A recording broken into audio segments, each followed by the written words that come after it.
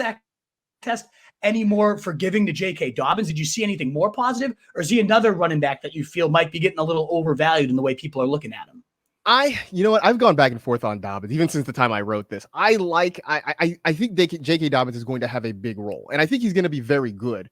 I think my stance on it though is that if I'm looking at Baltimore's backfield, I've been more interested in taking shots at Gus Edwards just because I think there's a role. Obviously, Dobbins I think is going to be the running back one in this offense, but you look at the Ravens over the last few years, they've done a pretty good job of splitting all of their rushing attempts fairly equally. I mean, it wasn't that long ago, they had the three-headed attack with Dobbins, they had Mark Ingram, they had Gus Edwards. Those guys were sort of getting, for a while at least, equal carries until they sort of de-emphasized Ingram in the offense and it kind of phased him out. Right. Throw in the fact that Lamar Jackson is still going to run the football as well. So that makes it hard for me to fully get behind Dobbins as a workhorse. I think he'll see more work this year. I do think that's going to happen for him. But at the same time, Gus Edwards is not going away. They just paid him. They're going to use him in that offense. So I would rather personally, instead of going after Dobbins in, say, the third round, I was in a mock draft yesterday. Dobbins went in the third round. I got Gus Edwards in the 10th.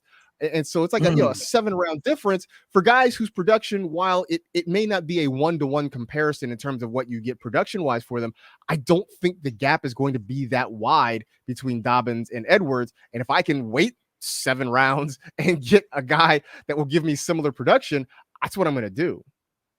Yeah, I can't really blame you there. It's similar to Jamal Williams with DeAndre Swift. I actually find myself landing the second half of the backfield far more often just because of the price.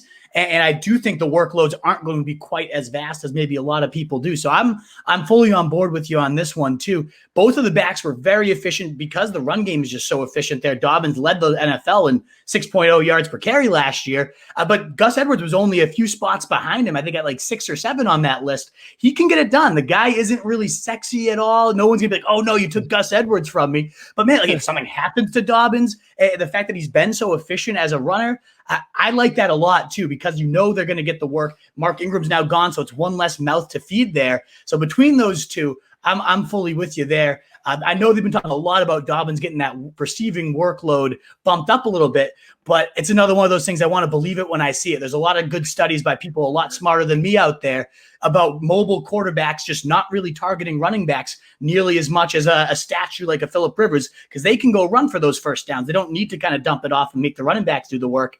And so that's kind of has me nervous that Lamar Jackson isn't going to just start peppering this guy with targets, no matter how good he looks, how efficient he's been.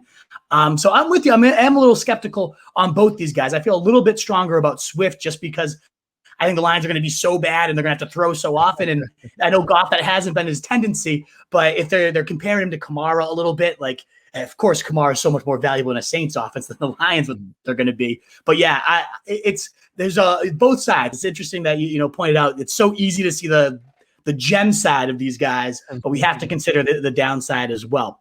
What is up, you fantasy wolf? Thanks so much for tuning in. If you haven't already, share your thoughts in the comments, check out some more videos, and join the newest Wolfpack by subscribing below.